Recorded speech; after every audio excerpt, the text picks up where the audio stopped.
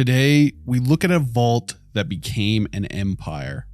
Another vault where citizens were sacrificed to a mechanical god. And a vault that produced some of the worst raiders in the Fallout franchise. Oh, and even more. If you missed out on the last video, we covered vaults 0 through 7. And we're continuing that series today of covering every vault in depth in Fallout.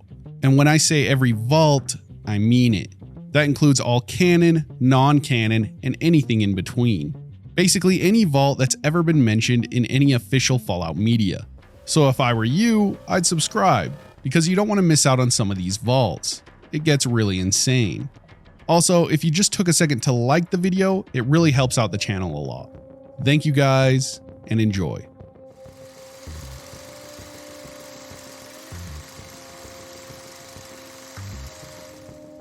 From what you can make out in the archives, 2 Geks were part of every Vault's standard inventory package.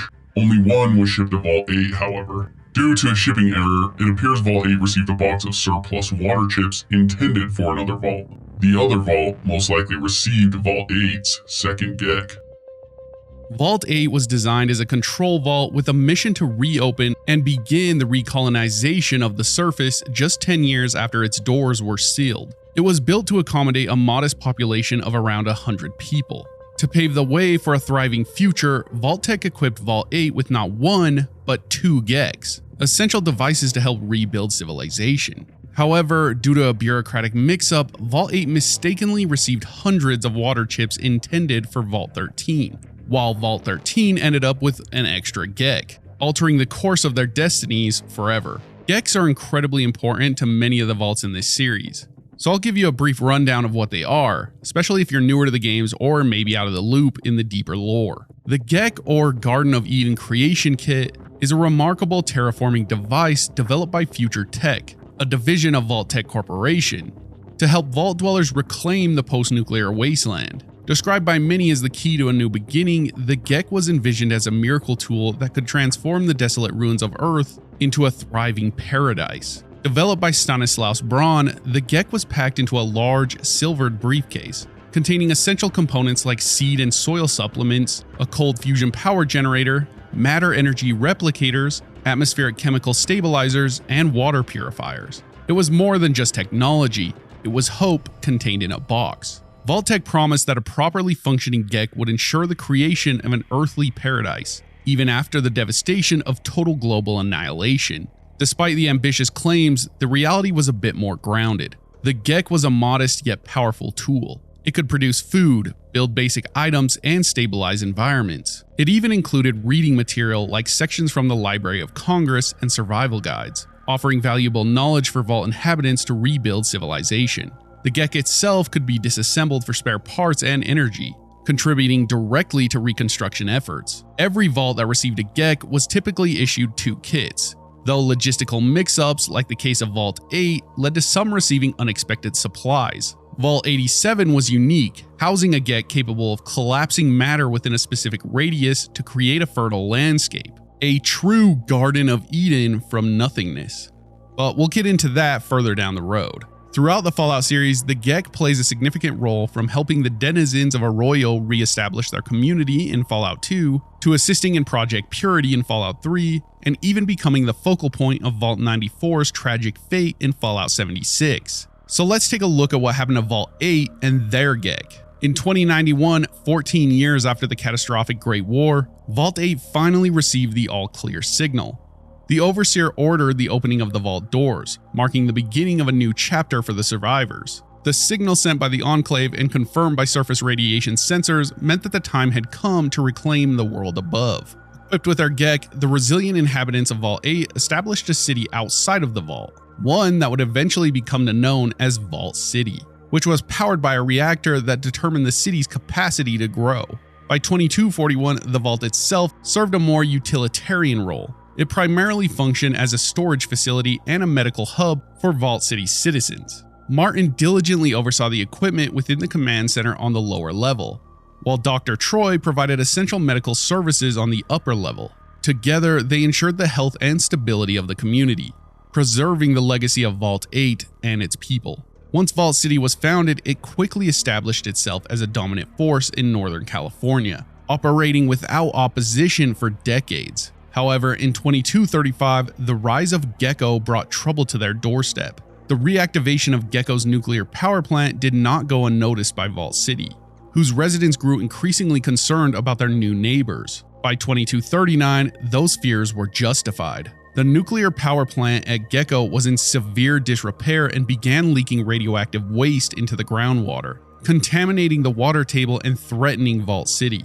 The once safe wells of Vault City became hazardous, with those who drank from them suffering from radiation sickness, some even fatally so.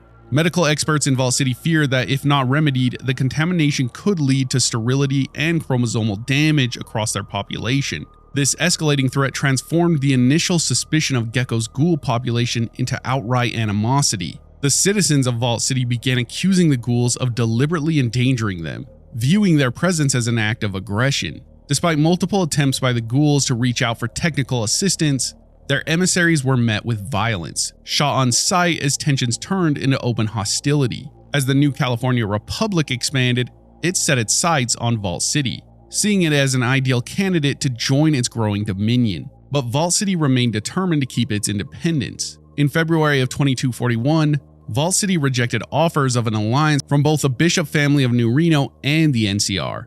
Not long after, raider attacks on Vault City caravans began, and the NCR used this turmoil to apply even more pressure. They offered Vault City protection from the raiders, if Vault City agreed to join the Republic. Yet Vault City remained resolute in its refusal, leading to an escalation of raider violence which became increasingly brutal. In one particularly vicious raid, the attackers disabled the laser turret along Vault City's western perimeter. Yet despite having an opportunity to strike deeper, they were ordered to fall back. This baffled Sergeant Stark, who witnessed the event firsthand. It became evident that there was more at play behind these attacks. In fact, John Bishop, under pressure from the NCR, sought a way to undermine Vault City's defenses, attempting to bribe or manipulate one of the guards.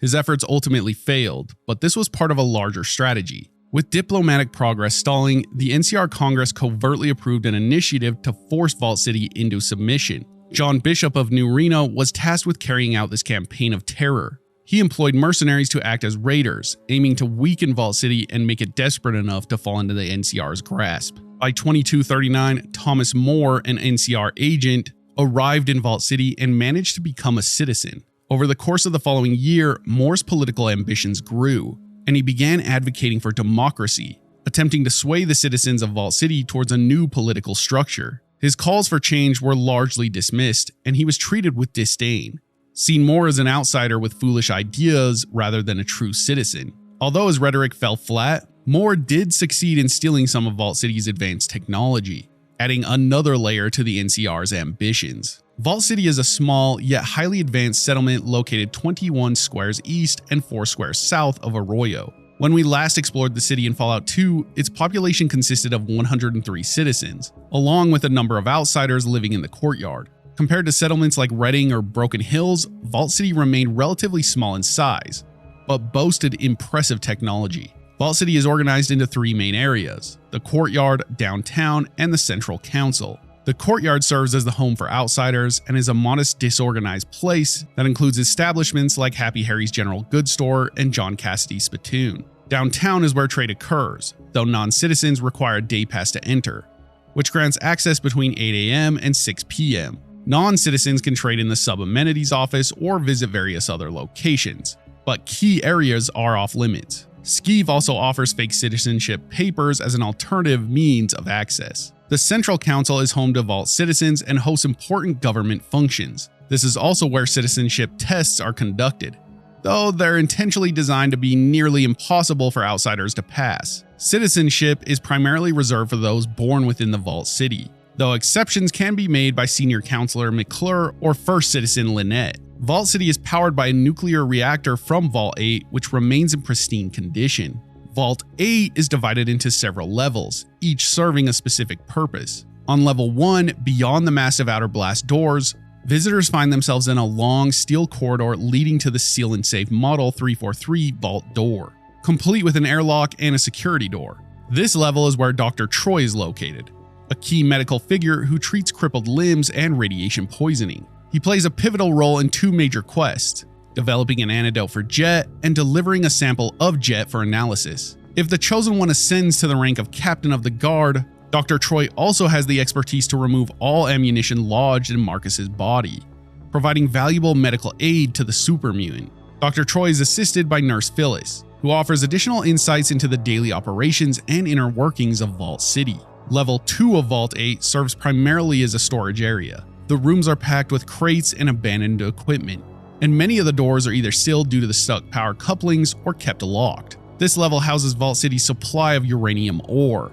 essential for powering their nuclear reactor, as well as other goods used for trade with the outside world. Additionally, this level stores the surplus water chips that were originally intended for Vault 13, which did end up in Vault 8 due to that shipping error. Level 3 of Vault 8 is known as the Command Center and is split into two distinct sections by a red security door. The first section includes a meeting room, a library, and the computer core.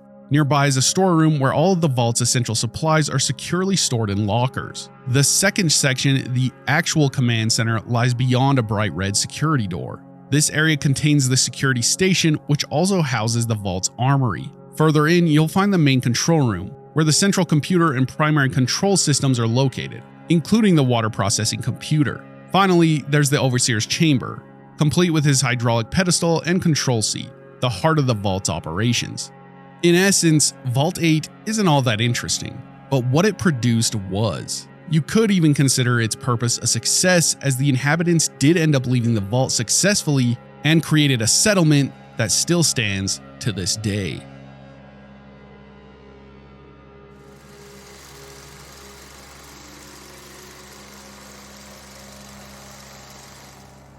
Vault 11 was one of 5 vaults built in the broader Mojave region to house a civilian population. Like most vaults, Vault 11 was designed as a social experiment. After the blast doors were sealed, the inhabitants were informed by the vault computer that they would need to sacrifice one of their fellow dwellers each year, or face the extermination of everyone in the vault.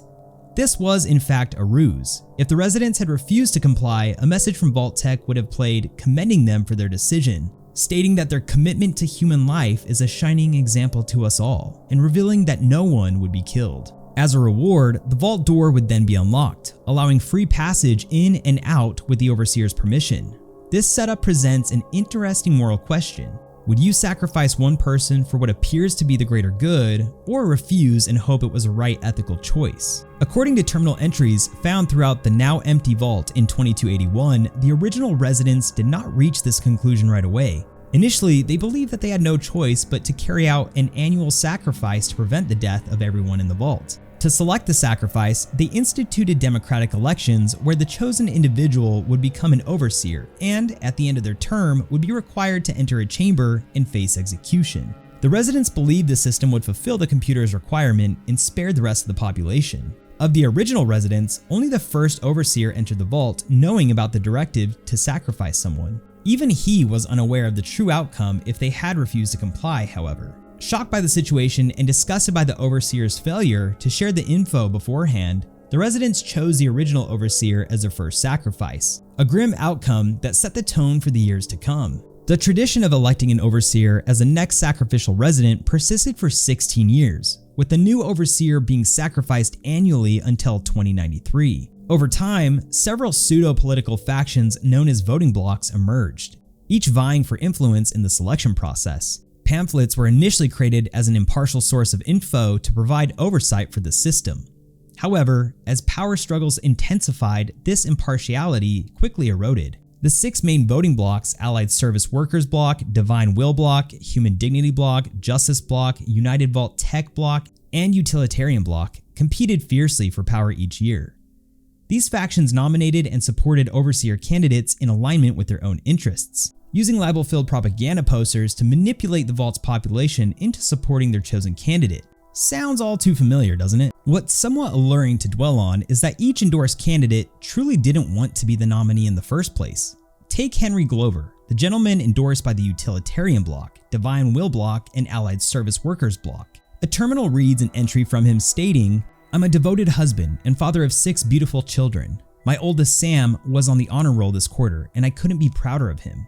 My youngest, Henry Jr., just said his first word, and it was Dada. We've got this bond already, and he's still just a baby. Friends, when you go to the polls this election, I want you to think of your own children. Then I want you to think of Sam and Henry Jr. Picture their faces. Nate Stone should be overseer, not me. Meanwhile, Donna Haley, an endorsee from the likes of Human Dignity Block and United Vault Technicians Block, says, I'm aware of the rumors circulating about me. I want everyone to know that there are vicious lies being spread by other candidates in a desperate smear campaign. I have never in my life done anything so depraved, let alone force such things. But even if I had, that still wouldn't mean you should vote for me. Consider the fact that I am grossly underqualified for the position and that both of my opponents are far more deserving. I know nothing about governance. You'd be hard pressed to find a worse candidate than me. I can promise you my administration would be a disaster. And finally, Nathan Stone, a nominee from Justice Block, proclaims, This is ridiculous. I shouldn't even be a candidate, and I wouldn't be if it weren't for all the dirty backroom politics going on around me. It's sickening. You should all be ashamed. Each candidate clearly doesn't want the endorsement of the party that is endorsing. It's an interesting twist on the American democratic system when looking at it from a different lens. The selection process gradually descended into corruption, with heavy manipulation by bloc leaders. Before the final election, members of the most powerful group, the Justice Bloc, led by Roy, used their influence to coerce fellow resident Catherine Stone. They threatened to nominate her husband Nathan as the next overseer if she did not comply with their demands. Given the overwhelming influence of the Justice Bloc, this would have been a death sentence for Nathan, leaving Catherine with no choice but to capitulate. Despite her compliance, the Justice Bloc members betrayed her, proceeding with the nomination of her husband regardless. Driven by a mix of despair, anger, and a desire for retribution, Catherine took matters into her own hands. She systematically murdered members of the Justice Bloc, one by one. In an unexpected twist, Catherine's actions served two purposes: exacting vengeance on those who wronged her and positioning herself as a clear choice for the next overseer, thereby sparing her husband's life.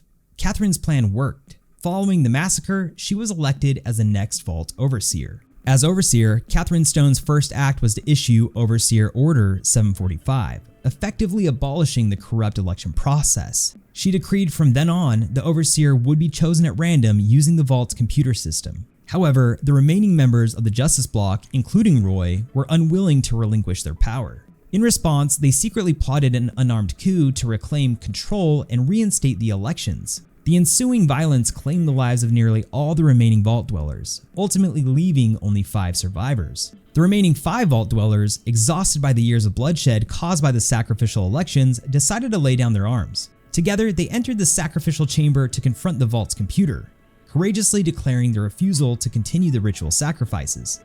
What followed left them both bewildered and horrified. Welcome. Please sit in the chair. The show is about to begin.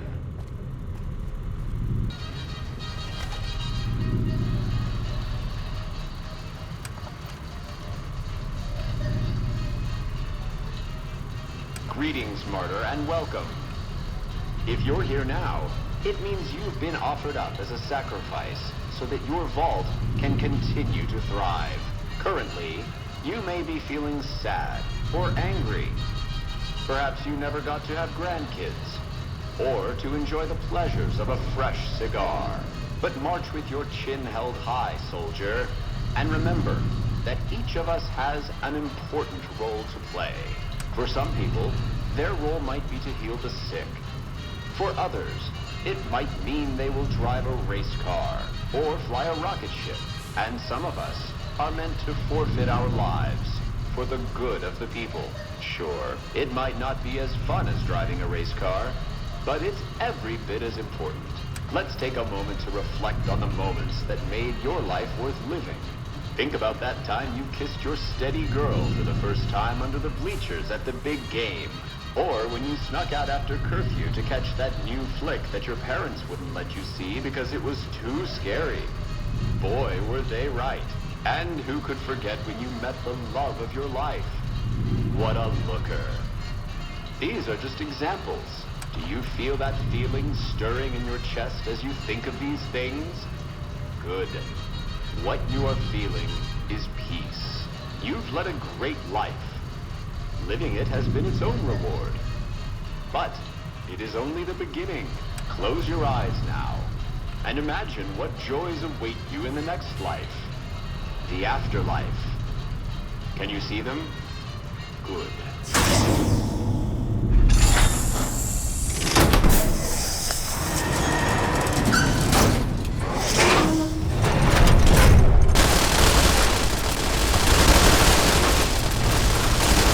An automated message from the computer revealed the true nature of the vault's experiment, congratulating them for refusing to comply.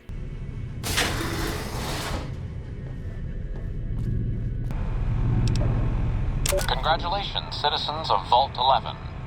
You have made the decision not to sacrifice one of your own. You can walk with your head held high, knowing that your commitment to human life is a shining example to us all.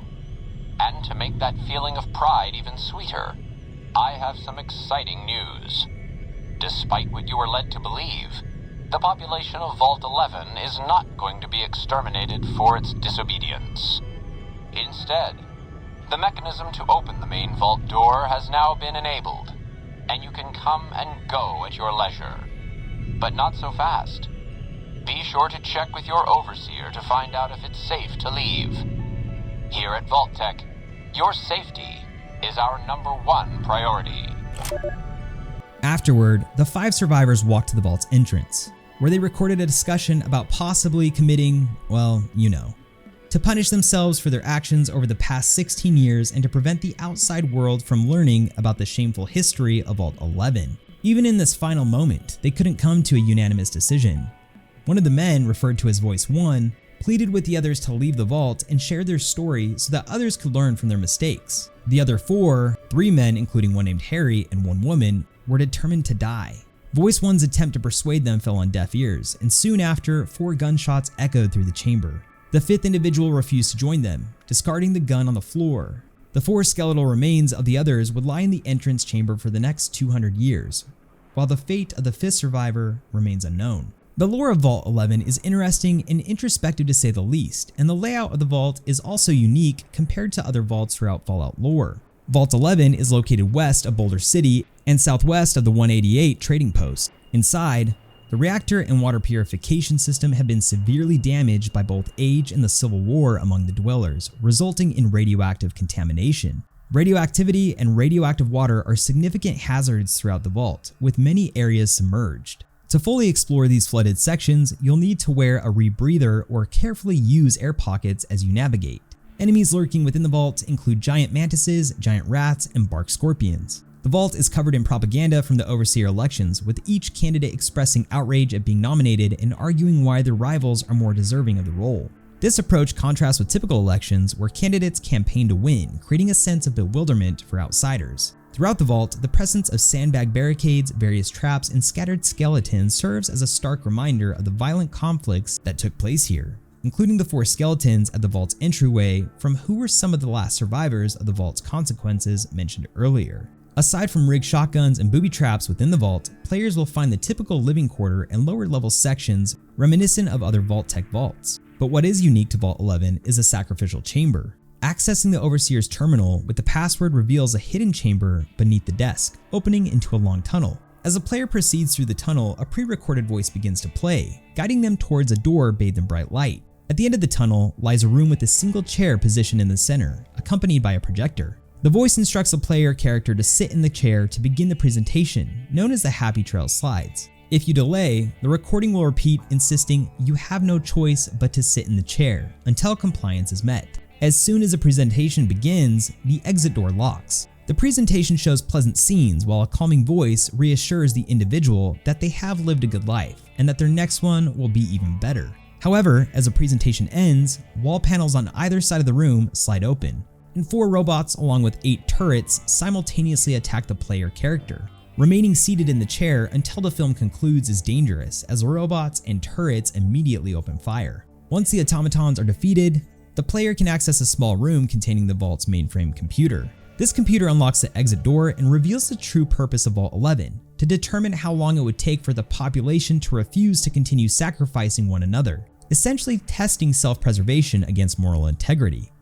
Vault 11 was created by developer Joshua Sawyer, with the themes of the story The Lottery by Shirley Jackson at the heart of it. In the story, a lottery is held annually and the person who wins is stoned to death. The stoning is also to ensure the prosperity of the community. Oh, and the election poster reading, "I hate Nate/Kate," is a reference to US President Dwight D. Eisenhower's "I like Ike" campaign, providing deeper context to the thought that went into designing this vault. The thought-provoking nature of this vault, combined with the level of detail in its design, makes Vault 11 one of the most compelling and memorable locations in the game. It challenges players not just in combat, but also morally, leaving a lasting impression that resonates well beyond the experience.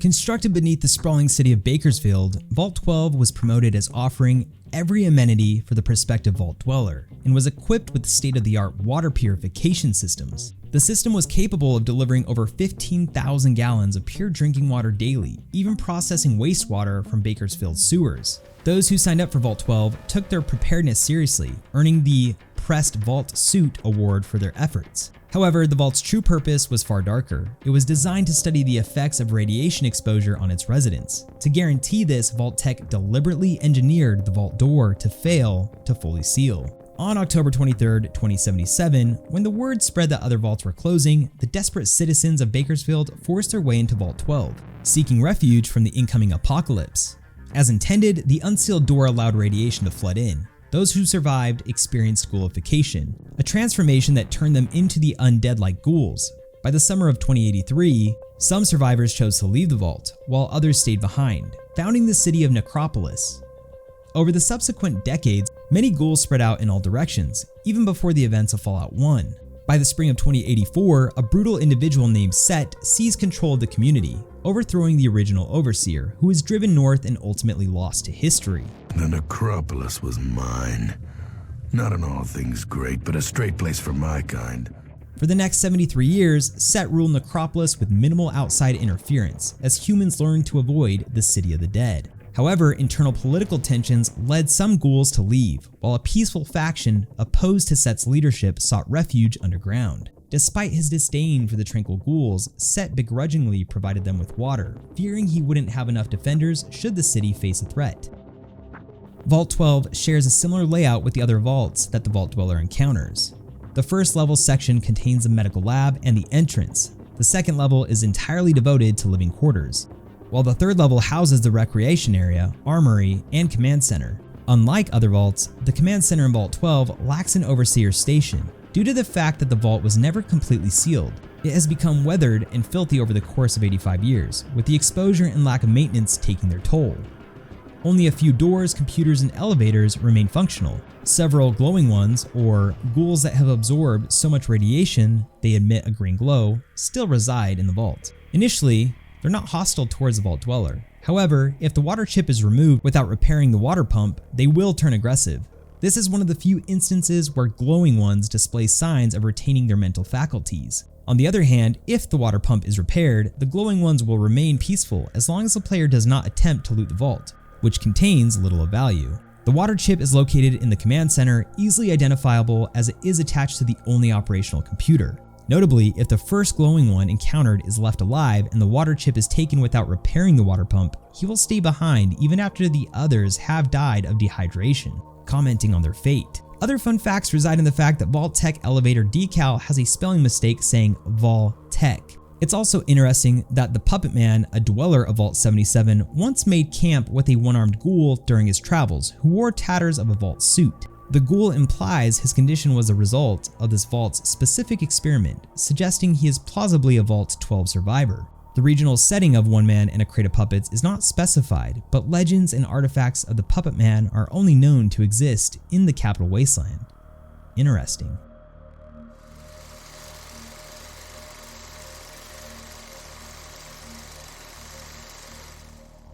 Vault 13 is known as the Vault of the Holy 13 among the tribesmen of Arroyo. It's one of Vault Tech Corporation's trademark vaults, with 13 being built in the southern half of the American state of California. west of the post-war settlement of Shady Sands and east of the Mariposa military base. It appears as a location both in the original Fallout and Fallout 2. The construction of Vault 13 began in August 2063 and reached completion in March 2069, making it the final vault on the west coast to be finished. It was buried beneath 3.2 million tons of soil, 200 feet underground. Initially budgeted at $400 billion, the total cost ultimately soared to $645 billion. Vault 13 was originally designed to operate for a decade, accommodating up to 1,000 residents within its 100 living quarters. At full capacity, each living space housed 10 individuals, utilizing a hot bunking system to make the most of available resources. Vault Tech equipped the inhabitants of Vault 13 with Pip-Boy 2000 devices, and provided the vault with an experimental solar scorcher, a photoelectric weapon harnessing sunlight as an energy source. Vault 13 also featured heavy machinery for construction, sustainable hydro-agricultural farms, and a water purification system drawing from an underground river. Residents enjoyed facilities for social gatherings and entertainment resources sufficient for the planned duration of their stay. Despite a modest armory, efficient communication systems ensured effective vault security.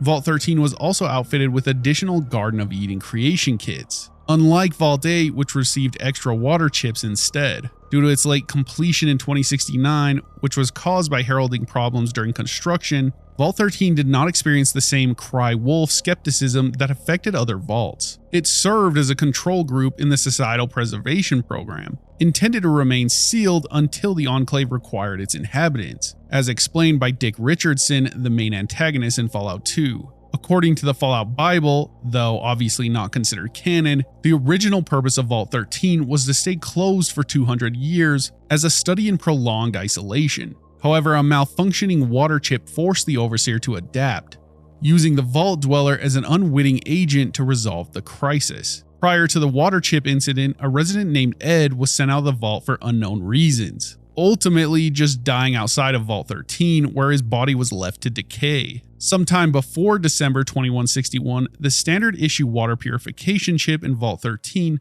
began to fail. Faced with this crisis, the Overseer decided to send scouts from their population into the wasteland in search of a replacement. One of these scouts, Talius, was captured during his mission by Nightkin, elite super mutants of the Unity, while searching in Necropolis. Talius was later subjected to the forced evolutionary virus at Mariposa, but instead of becoming a super mutant, he mutated into a ghoul-like creature, similar to Harold. He eventually found refuge with the followers of the Apocalypse, a humanitarian society far from Vault 13. The final resident chosen by the Overseer for the mission was known as the Vault Dweller. On December 5th, 2161, at precisely 7:21, the Vault Dweller departed with a 10mm pistol, some supplies, and the pre-war coordinates of Vault 15. By that time, Vault 13's water chip had completely failed, leaving only 150 days of water reserves for the residents. After navigating the perils of New California, the Vault Dweller ultimately succeeded where others had failed, returning with the water chip in February 2162. They recovered it from Vault 12 beneath Necropolis, restoring hope to Vault 13 just in time. The Overseer was initially pleased upon the Vault Dweller's return, especially in light of a growing rebel faction within the Vault that demanded freedom. After reviewing the Vault Dweller's report, particularly regarding the mutants at Necropolis, the Overseer deduced that their numbers and uniformity indicated an organized source, likely a factory producing mutants at an alarming rate. Perceiving this as a significant threat to the Vault, he once again dispatched the Vault Dweller. The Dweller succeeded, assassinating the leader of the mutant army known as the Master and destroying his command center. By April 28, 2162, the Vault Dweller had completed his mission, eliminating the lieutenant and destroying the Mariposa military base, where the FEV vats were being used to create these mutants. On May 2162, the Vault Dweller returned to Vault 13, only to find himself barred from entry. The Overseer standing outside the blast door declared that rather than welcoming him back as a hero, he was exiling the Dweller into the wasteland. The Overseer believed that the Dweller's heroics would inspire other residents to seek new lives beyond the Vault, undermining the purpose of the control group. In his own words, he stated, "You're a hero and you have to leave." He genuinely believed that by doing so, he was preserving the Vault's future. You're a hero, and you have to leave. However, many of the remaining residents were appalled by the Overseer's decision. In response, a faction led by Teresa and Lyle formed, eventually rebelling against the Overseer. Many chose to leave the vault in protest, while those who stayed believed the deserters were doomed in the wasteland. The Overseer was arrested, tried, and ultimately sentenced to death. The role of the Vault Overseer was abolished thereafter, as trust in leadership was shattered. Following the death of the last Overseer and the abolishment of his position after his betrayal of the Vault Dweller, the remaining residents of Vault 13 commissioned the Brotherhood of Steel, a post-war technology-focused paramilitary order, to install a mainframe computer. This system allowed for the automatic control and regulation of Vault 13's operations, ensuring stability without centralized leadership.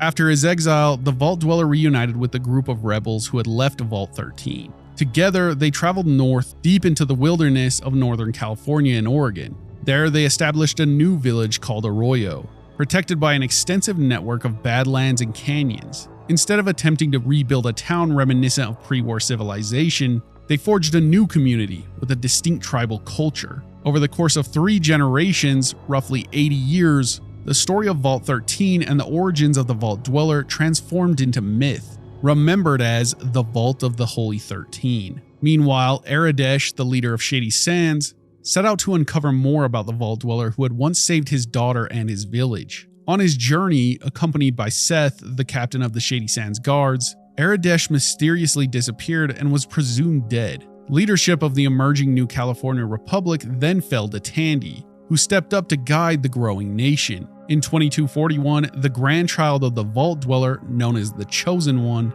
was sent on a mission by Arroyo's elder, the Vault Dweller's daughter, to find Vault 13 and retrieve the Gek, to save their village from a devastating drought.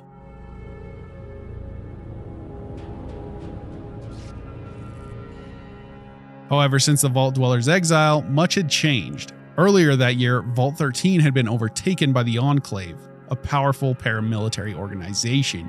On May 15th, the Enclave sent a coded sequence to Vault 13, triggering an all-clear signal and activating the central computer. Martin Frobisher, the Vault's spokesman, initiated the emergence protocol, playing the pre-war Leaving the Vault training video for the gathered dwellers and completing the necessary preparations. On May 16th, the vault doors opened, but what greeted them was a vertebrate-assisted assault. Enclave troops stormed the vault, killing 3 dwellers instantly and rounding up the rest. They were taken to the Enclave oil rig, the Enclave stronghold. A day later, on May 17th, a pack of intelligent Deathclaws was deployed to the now empty vault by Enclave handlers to conceal their operation and eliminate any potential witnesses. Ultimately, however, the pack did not obey their orders, and with their isolation from their handlers, they deserted the Enclave's mission. Ruther, the leader of the intelligent Deathclaw pack, established a functioning community within Vault 13, using the mainframe's voice recognition system to provide for his family. Over time, a small group of humans also made their way into Vault 13, mainly consisting of refugees rescued from the wasteland and volunteers from nearby communities. Trouble arose later in 2241 when a newcomer named Matt arrived at the vault, believing the peaceful, intelligent Deathclaws posed a significant threat to humanity. Matt then sabotaged the mainframe and even bombed Kirith, Ruther's mate and the matriarch of the pack, before he was finally apprehended. Classic Matt. Matt's actions jeopardized the safety of the pack, forcing Ruther to send out hunters to sustain the community. With their security compromised, the hunters resorted to raiding NCR Brahmin herds to ensure the survival of the pack. Eventually, the Chosen One's quest for a Gek led them back to Vault 13, where they received the last remaining unit from Gruther. Not long after, the Enclave sought retribution for the Deathclaw's perceived failure. Under the command of Secret Service agent Frank Horrigan, an Enclave strike team returned to Vault 13, slaughtering the entire Deathclaw pack and their human neighbors. The only survivor was Gruther's son, Goris, potentially a companion in the game, who happened to be outside the vault at the time. Vault 13 was then left abandoned in the aftermath of the massacre. According to John Daly, who designed Vault 13, the inaccessible good ending where the Deathclaws survive was deliberately scrapped to fit with the Enclave storyline, which required the brutal eradication of the Deathclaws.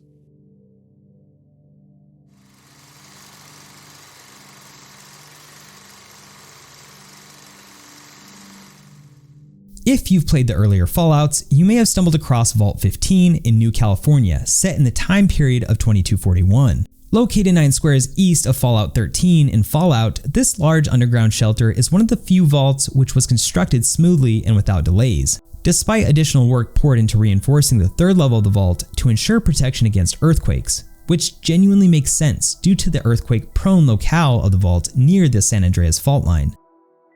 As part of the social experiment conducted by Vault-Tec, the vault population was ensured to be a mix of radically diverse ideologies in order to gain data on their interactions, and potential failure over the 50 years, the vault was planned to stay sealed. And this is fairly evident in Fallout 1, as when speaking to Erdesh, he has quite a bit of multicultural flavoring to his speech. When the Great War came on October 23rd, the dwellers reported to the vault and entered in. The shelter was sealed and contact with the other vaults was completely lost. As the years went by, the conditions within the vault deteriorated. Population control was not implemented properly, and by 2097 the vault was overcrowded, with correspondingly bad living conditions. Conflict was imminent, and in spring the situation exploded. But let's take a brief pause, because some of the dates surrounding the vault are shrouded in conflict. The precise date of the settlement's founding is not established in any of the released video games, and supplementary sources give conflicting info. Fallout Bible places the founding in spring of 2142. However, this conflicts with Jarvis's statement about its foundation by a great ancestor of Erdesh. There is also no mention of the people of Shady Sands coming out of a vault, which is inconsistent with the relatively recent founding date. Finally, as the Vipers, Jackals, and Khans emerged out of Vault 15 together, it's impossible for them to raid the hub in 2125, 16 years before their emergence. Meanwhile, the Vipers' design document establishes that the Vipers left Vault 15 in 2097, 64 years before the game's time, emerging alongside the settlers that would establish Shady Sands. The date used here is based on the Vipers' design document also published in the Bible, which states the following. 64 years ago, in 2097, a man named Jonathan Faust led his group of about 200 people from the overcrowded vault into the wastes of the outside. It was there that his small band came into a small oasis in the middle of the desert. In the middle of this oasis was a large pit, almost like a crater. While resting and setting up camp, Faust decided to look into the pit. Darkness greeted him. When a member of the band called out to him, Faust turned, startled, and slipped into the pit. He slid down 20 feet and then fell another 20 and broke his leg in the process. As he lay there dazed, a half-dozen gigantic pit vipers slithered towards him. Not knowing what these things were, Faust was terrified. The group above heard one loud scream and then nothing. 3 others went to look for him but never came out. The small band, leaderless and stuck in the desert with no food and water, decided to stay at the oasis, at least for a little while. They covered the pit with a tarp and nailed spikes around it to keep whatever horror lived there encased there. They then set up their camp as far from the pit as possible. Whatever was down in the pit never bothered them. Days passed. The more influential of the group argued about what they were going to do. There was talk of joining up with others from the vault. There was talk about going back into the vault. While it's important to understand the conflicting dates, we're going to roll with 2097 as being the emerging date. The residents of Vault 15 faced a deep schism, and eventually the vault doors were opened. Most of the dwellers marched out, taking with them the best equipment they could find, including the precious Garden of Eden creation kit. A small group chose to remain, attempting to survive within the now gutted shelter. Those who left split into distinct communities. One of the most notable was Shady Sands, a village born out of hope and resilience, brought to life by Vault 15's Gek. Others formed into raider tribes, the Khans, the Jackals, and the Vipers, names that would become synonymous with the fear across the new California wasteland for years to come. As for Vault 15, it was not destined to last much longer. Raiders breached the vault's one secured door, forcing the remaining dwellers to abandon their home. Over time, the vault succumbed to the elements. Tremors caused the walls of the lower levels to collapse, entombing vital sections under tons of rock. Wildlife and scavengers moved in, accelerating the decay. When the Vault Dweller later ventured out from Vault 13 in search of a replacement water chip, the first place they turned to was the buried Vault 15, a first step that ultimately led to deep disappointment. Despite the establishment of the New California Republic, aka the NCR, in 2189, Vault 15 remained abandoned. Disputes over excavation rights between the NCR and independent salvage teams, along with the conflicts involving raiders, vault worshippers, and ghoul scavengers, hindered any reclamation efforts. In the early 2240s, after the NCR ceased excavation operations at Vault 15, a group of displaced wastelanders settled on its surface, forming a squatter community. When the NCR attempted to reclaim the vault and its valuable computer components, they were met with resistance from these squatters. The squatters' steadfastness stemmed from 2 primary reasons. Firstly, Vault 15 was the only home they had ever known. Secondly, they were unwittingly shielding a group of raiders, the new Khans led by Darien. Darien deceived the squatters, claiming his men were repairing the vault to provide them with shelter, food, and water. In reality, the vault was defunct, and the provisions came from the Khan raids on caravans. Compounding this, Darien had infiltrated the NCR by placing a spy, Fergus, within its Congress. As a receptionist in the Hall of Congress, Fergus had access to sensitive info, including production totals, caravan schedules, security rosters, minutes of congressional hearings, secret council reports, diplomatic correspondence from New Reno, Reading, and Vault City, and even several weeks of Presidential Tandi's appointment schedule. This espionage provided Darien with near-perfect intelligence on the NCR's operations. The impasse of Vault 15 was resolved by the Chosen One, who was enlisted by President Tandi to retrieve essential computer parts from the vault. Demonstrating diplomatic acumen, the Chosen One brokered an agreement between the squatters and the NCR. He would eliminate Darien and secure the necessary components, while the squatters would permit NCR access to the vault in exchange for annexation, education, and vital supplies. This successful mission not only affirmed President Tandi's strategy of peaceful expansion, but also established an NCR presence in the Northern Territories. The squatters in turn gained self-sufficiency and became productive members of society. This progression is reflected in the Fallout New Vegas official game guide, which notes that in 2248, President Tandi passed away at the age of 103, concluding a 52-year presidency. Her successor, Vice President Joanna Tibbet, exemplified the self-sufficiency and leadership cultivated during Tandi's tenure. Where to find Vault 13, that'll do us even better than 15. We'll be back soon with more vaults and more Fallout content, so make sure you're subbed. Remember guys, enjoyed time is never wasted time, and we'll see you in the next.